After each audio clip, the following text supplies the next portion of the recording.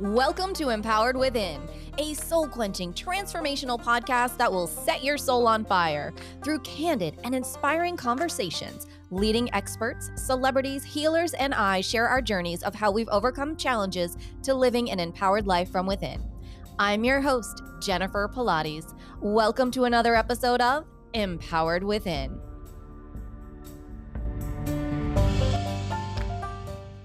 Well, hello there, and welcome to a new episode. I am honored to have with us today's guest, Cheri Bergeron. After 30 years as a marketing executive in the software industry, she now helps women break free from outdated rules and limiting beliefs around motherhood. Cheri is an author, blogger, public speaker, trained life coach, and most importantly, founder of the nonprofit Cheri's Choice, where she guides women through alternative paths to motherhood. Fueled by her own experiences, Cheri now empowers women to become mothers on their own terms, rather than surrendering to outdated societal rules. She helps other moms write their own stories with or without Prince Charming. Her mantra, and I kind of love it, is if the glass slipper doesn't fit, screw the fairy tale. Welcome to the show. Thank you. I'm glad you like that too, because it just kind of puts things into a really succinct package. Like, why do we have to live by other people's rules for us? Right? Who said that? Like, can we please break out of that? I love that. And you have done it so well. And I'm sure it wasn't seamless. Where did your fertility journey begin that led you to where you are today? Because you're a best-selling author, you're a nonprofit, you're a speaker, you're all the things helping women. So, how did it all start for you? Well, it started with a lot of ignorance, unfortunately. I was kind of clueless about my fertility journey. I bought the fairy tale. I bought two, actually. One was I could be anything I wanted to be as a feminist. And so I charged into my career and was really interested in financial independence and career direction and things like that. And I just believed that marriage and children would just happen organically.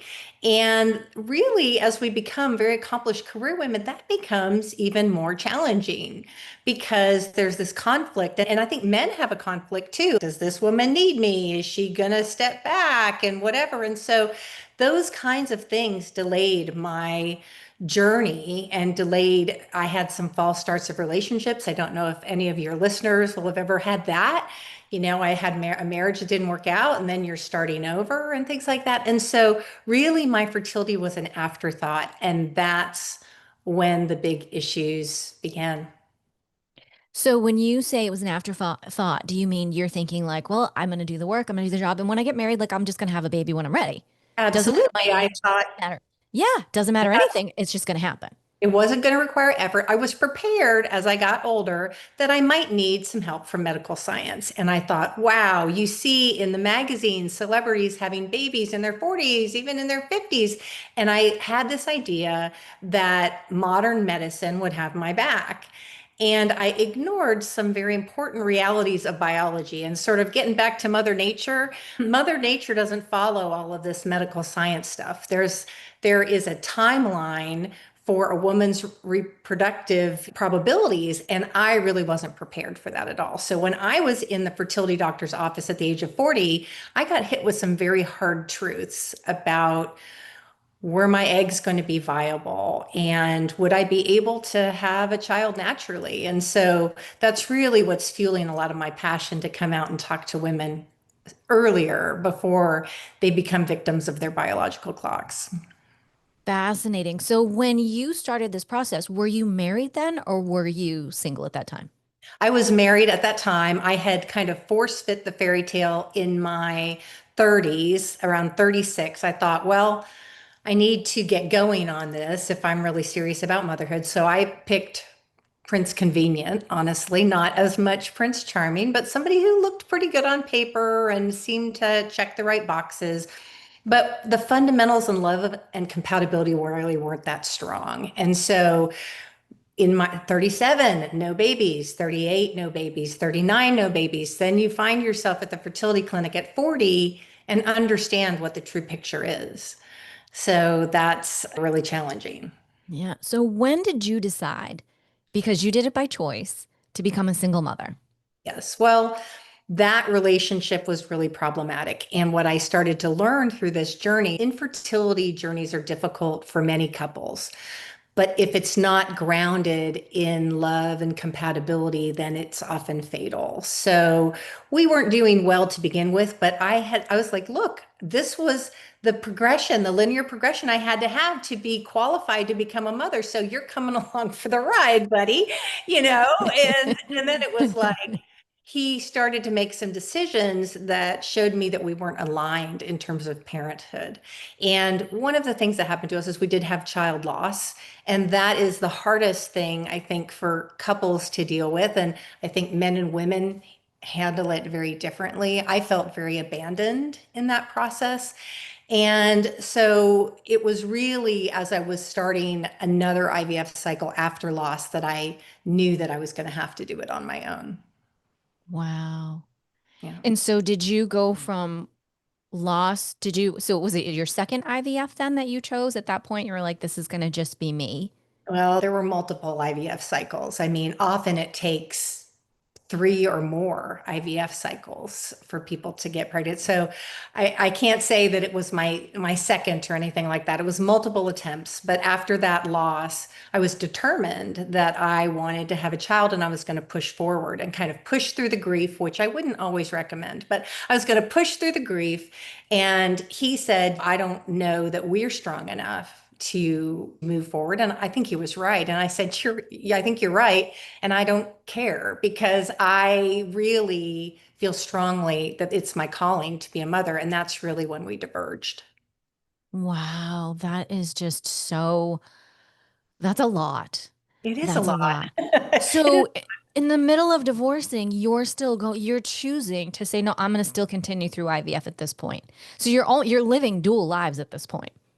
We were separated before I actually knew that I was pregnant, and there were some misrepresentations on his part in terms of he said he didn't want to have any part of children if we weren't together. And so I used our shared embryos with that belief. That didn't end up being the case ultimately. And so we didn't get divorced for many, many years after that. I kind of broke free, focused on what I wanted to, and moved forward on my path to motherhood, but it ended up being quite sticky. And I don't know, and that's probably a whole nother podcast. It is because we know how, well, I know how in depth that it was for you, but to touch on it though, because I do feel that it's important. And Sure. it was very eye-opening for me because I was like, oh my, I had no idea. The two of you had children together. You had embryos together that made, was it one or two? So one that well, two that we've lost, but let's just say I was carrying twins when we were separated, and one of them became my daughter, Lauren, and the other one we lost at 19 days. So, yes, so we co-parent that daughter whose artwork you see. Oh my gosh, I love it. Now, your story continues though, because it just didn't end there. You continued on a journey to become a single mom. Right. Well, I was a single mother at that point. Mm-hmm. Wasn't, he had expressed he didn't want to be involved. And so it was only after I was pregnant and things that he changed his mind about all of that. So I had to adapt to that changing course, but I still was going to be living as a single mother on my own terms. And what advice would you give to women who either are going through something very similar or who have been through it as far as the legalities? Because your legalities were pretty intense with things that went on with your marriage and your children and so on and so forth. What piece of advice would you give to prepare women? Because, you do think it's so easy. You're like, I'm just going to go get IVF. I'm just going to freeze my eggs. I'm just going to go over to that sperm bank. It isn't that easy. Like, it really Yeah, isn't. I mean, my whole book is sort of a cautionary tale of like, don't do these things or consider doing these other things. I think the first thing is allow love to find you in its own time. I think one of the biggest mistakes that women make is rushing a relationship because of our biological clock. So I would really recommend proactive planning there, egg freezing, or I didn't even use my own eggs. I used an egg donor ultimately, which was amazing because I learned that if I used the eggs of a 27-year-old, my odds of a healthy pregnancy were the same as hers. I had no What? idea that was true. I had my children, yeah, Jennifer, I had my children at 40, sorry, 44 and almost 47. And your eggs were as healthy as a 27-year-old's eggs? If I used her eggs, then my Oh, pregnancy, the odds of me having a healthy child, even though I was in my 40s, was the same as hers. So, the fact is that we do have this biological clock, but if you miss that window, there are other avenues. I was able to carry this baby. I was able to select a donor. I was able to be there for the entire experience and be this child's mother wonderfully. And so, I think women, we get tied into these fairy tales that limit us. I have to have this great marriage to then be entitled to motherhood. I have to provide the eggs in order to be entitled to become a mother. I have to work. I have to be the perfect mother. I have to do it all. And I think we need to cut ourselves some slack on right. these things and maybe consider some alternative approaches. Absolutely. So now I'm thinking I misread something. So for your experience, you used a donor's eggs Yes. and the sperm then came from your ex-husband, or did we Right. get So that? we created shared embryos together. Yeah. But I think what you're talking about is some of the legal entanglement. I started over. So what happened was the reason we lost my son was due to an undiagnosed genetic condition on his side, on my ex's side. So I ended up having to start all over. So see, this is what happens when people try to force fit something. Mm. And there's a lot that I have to say about in my book about make sure that you get the man tested before IVF and things like that, because I think there were some misjudgments on the fertility clinic's part. But yeah, so in reality, I used two different egg donors. Okay. It became a long, long and convoluted process. Women, ladies, you can do much better than this, please. Right. This is why get someone to guide you and make some better decisions. 100%. And they can do that through your book called Mission for sure. And we're gonna dive into that Sure, yeah. more in a moment. But I definitely believe when it comes to divine timing and energetics and the universe being involved, you can be dating the wrong person and be getting UTIs like crazy. Like your body will reject people. And I do believe that until you're with the right person, it's just it may not happen because your body in and of itself knows like not no, you're not swimming up my lake. I swear the body is well aware of this. Well, I agree with that. And because he had this undiagnosed genetic condition, we may have been experiencing those issues, and my body was like naturally, getting rid of that, not making that Mhm. a solid pregnancy. And it was only through medical intervention that we actually learned this truth. Now, I have my daughter because of it, and I'm so grateful. But I think another thing about it is the path to motherhood is such a sacred journey to me that I think it's really important to be in tune with whatever belief system that you have in terms of, you know, m Mother Earth, God, whatever that is, and that you will be guided to the children that you are meant to have. And I really do believe that. In whichever way they're Yeah. coming in, right? Absolutely. Absolutely. Whether it's foster parenting, whether it's adoption, whether it's ultimately mentoring someone, whatever that path is, again, when we hold ourselves to a rigid path, I think we rob ourselves of the true blessings that are out there for us. Right. No, I agree with you. And the other day I read something and I just sat there and bawled my eyes out. And they said, God, it makes me cry right now that sometimes if the situation isn't right, your children will come through as your animals who have sought you out because there wasn't a soul, there wasn't the body ready. So they came in any way they could because they wanted to be near you. Oh. And I so get because my fur baby, they are my children. They're my babies. Like we don't Yeah. call them kitties, they're not cats, they're the babies. And it just so made sense to me because they're so brother sis. And I'm like, oh, it was just such a shift of mindset to, again, there's so many ways that motherhood can come about. I would not have had that perspective if I didn't have that in that moment. But I agree with you on the forcing it. I remember forcing it. I remember, oh my gosh, so many different ways. Trying to force it with a man, trying to force it, was I going to adopt? And I think that's when you have to really go inward and ask, why am I forcing this?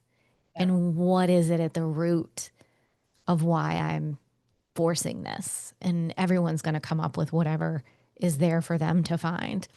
Yeah, I think you can create a great path of destruction from doing Mhm. that. And honestly, even beyond children, I think family is another area where that happens. Sometimes our biological families are not the people who are going to love us and support us. And I think being open to those people who come into our lives that are really there to encourage and accept us. I had to build a family.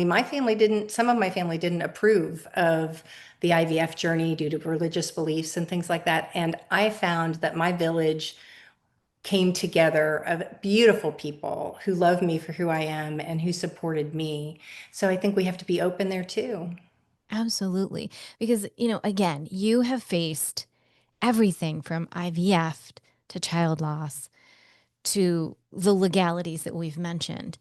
In those heavier, darker moments, what inner practices, beliefs, and supports really helped you to keep going, to remember that, no, this is my path and this is what's in my heart? Because I'm sure there are plenty of moments where you could have just went, forget it. I think I have one of those really stubborn personalities, honestly. I had a very deep conviction for one, and I just kept seeing this little girl. I kept seeing this curly haired, light brown haired girl. And I think it was just in my mind's eye, and now I'm going to tear up. It was so firm in my mind that I could see that. But really, my wrestle was a spiritual one because I felt so much shame that, did the universe not want me to have a child? Did the universe not feel I was deserving to have a child? I had arguments with God. And I think, getting more centered and feeling my worth. I did seek the help of some counselors, some therapists to help me too, to get through some of the pain and realize ultimately that I wasn't the one that was broken. It was, for me, this fairy tale story was what was broken. And I needed to pursue a different path in order to have my happiness. And so I think releasing that Mhm. was one of the big things for me. That's a huge thing. So now let's get to your book mission. Motherhood is all about writing a new kind of fairy tale. So, what does rewriting the story of Happily Ever After, what does that mean to you?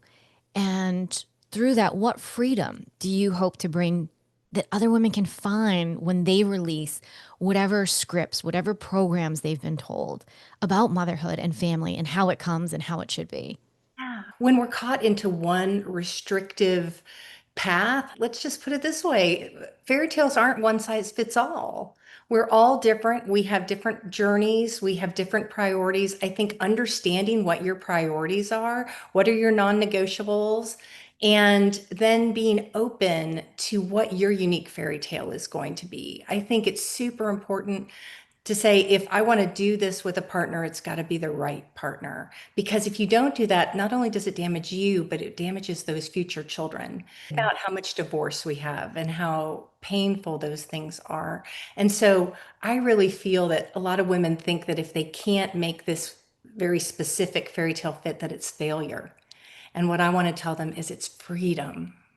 It's freedom for you because you're able to navigate your path to motherhood in a way that feels right to you and ultimately get the children that you were meant to have. And so I think that relieves a lot of stress and pressure because as good as I was at my career, I felt powerless when it came to a family.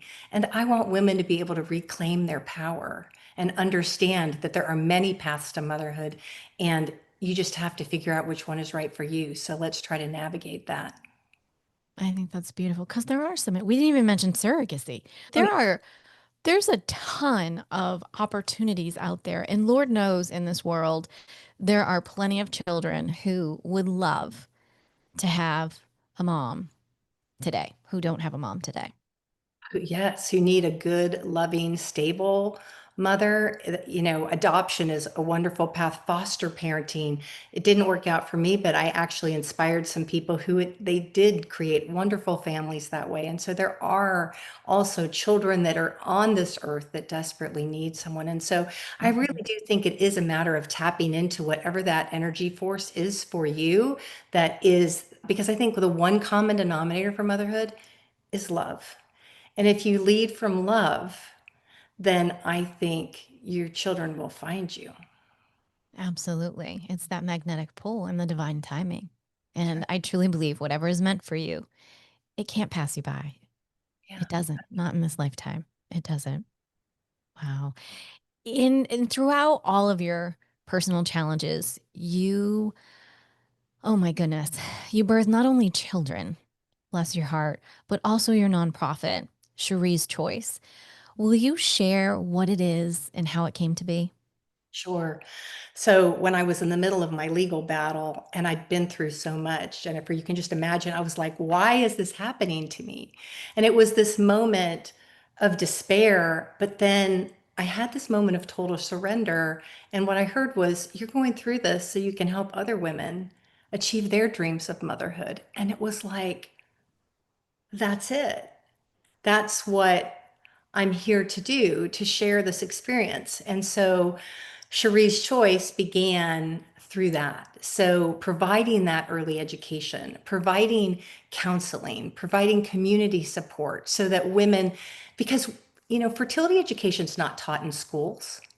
We don't provide roadmaps for meaningful family planning other than, hey, you better not get pregnant. You better not have an unplanned pregnancy. So women are told this, and it's like, well, now, sister, flip the switch. But now you're supposed to get pregnant. So women need education on this topic. And so that's really the passion behind Cherie's Choice. So we're going to start offering workshops, and we have a lot of resources on the site and one-on-one consultation and things like that because women need guides and they need people to help them create a blueprint that makes sense for them. And I love sharing the idea that there isn't just one way. It's not that we're promoting go be a single mother, but if that's the option and being a mom is in your heart, then you have to know that whatever is in your heart is meant for you and it was placed there for a reason. And it's going to come through and find you. You get to co create it though along the way. Right. And so many women also think that becoming a single mother means you're going to be single forever. And Hmm. that's not true either. So it's just allowing the love to flow through you in the right time. So Right. if I go ahead and I have a child, then I'm complete. And then if I find someone who is the right person for me, now I'm not trying to evaluate that relationship based on could I have children with this person or things like that. You're free to be able to love that person and not force something. And so it really is just about being open to the possibilities when they come to us. Which is so amazing. And when you think about it, with everything that's discussed in this day and time, which Lord knows is way more than we were young and children, how has this not been at the forefront? Now, granted, in the world of celebrities, yes, depending on what you're seeing, the surrogacy, the this, the that. But if you're not out there and you're not reading that or you're not seeing that, you don't know about that. You don't know about maybe freezing your eggs or surrogacy for, I didn't really, I don't know. I just haven't really thought about surrogacy for eggs before till you mentioned it. It's a conception that you think of sperm donors. You don't really always Right. think of egg donors. I had never thought of egg donors. And so No, I think it comes really from our families of origin, though. We grew up in a certain kind of family. It shapes what we think our futures are going to be. And so I lived in a traditional household. It wasn't a perfect household by any means, but it was a mother and a father. And that's just what I believed. And so we don't question these beliefs so often. We just go on autopilot and life happens to us versus becoming architects of our motherhood journey. And that's what I want to inspire women to do. which I think you have done so amazingly throughout everything that you've been through and through your book. If you could leave women with one vision of what motherhood could look like in this new era, beyond stigmas, beyond all the outdated Prince Charming and the glass slipper. What is the fairy tale that you'd like to invite them to dream into and claim for themselves? That's a great question. I think the origin of motherhood is love. And so start with that love of yourself. Love yourself enough to find the right path and not live by somebody else's fairy tale. So, what I want to say to you is if motherhood is in your heart, I believe you can make that happen. And I think that is possible for you. And I would like to release you from all of those restrictive beliefs that are holding you down and making you feel stressed and making you feel helpless. And I want to empower you today and say, you are worthy to become a mother, and it is possible for you. That's beautiful. Thank you for that. I love that. You're filled with so much amazing information. As we are wrapping up, because gosh, I just feel like we could talk forever. What is one thing that perhaps no one knows about you? Oh gosh, what I Yeah. because I spill so much tea I in the book. know I'm you sure do. there's anything that I know. But maybe no. there's a little something. Maybe it's not, it doesn't have to be maybe the artist behind you. It could be anything. I would say it's that I have a real passion for dancing, and I put that passion on hold to become a mother, and I really aspire to get back to that. And so, in motherhood too, it's a very self-sacrificing kind of thing, but we need to reclaim some of those things that bring us personal joy. So I'm going to commit to you guys that I am going to revisit my love of dance. And if we talk again, I'll give you an update on I'm that. so excited. We're going to have to talk again to get the update on that. See, look what we just did for you today. I'm so I excited. know. I know. Now I'm committed. You're Yeah. totally committed. You have some accountability here. I love this. Oh my goodness. Will you share with our community where can they best connect with you to learn more about you and to grab your book? Sure. We've got a couple websites. CheriBergeron.com is my author and speaker website. I'm happy to talk to groups and help provide paths for these different non-traditional paths to motherhood. Cherie's Choice, my first name and then choice.com is another resource for you. There's so many things out there about all these paths to motherhood. And then my book is available on Amazon. Wonderful. Well, all of Cherie's contact information will be over in the show notes at jenniferpilates.com. So you can hop over there and click on everything. We'll make it super easy for you. As we close out the show today, is there one last piece of inspiration that you'd like to leave us with? Believe in yourself. Believe in your path to motherhood. And if you feel like it's in your heart, don't let it pass you by. It's a beautiful gift. That is so amazing. Thank you for sharing that. It's so true. And I just feel that there's so many people that need to hear that on whatever level that it hits them today. So thank you for that. This Oh, has been pleasure. so incredible. Thank you for coming on and sharing all that you have. It definitely, doing all the research was so enlightening to me on different levels. And I'm just so excited. We'll definitely have to have you back. Thanks so much, Jennifer. You're so welcome. Well, as always, everyone, may you live an empowered life from within.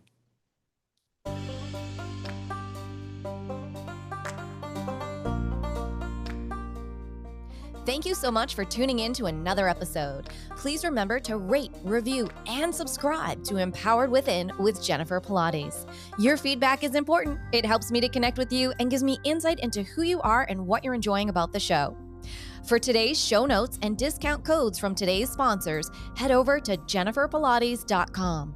Until next time, may you live an empowered life from within.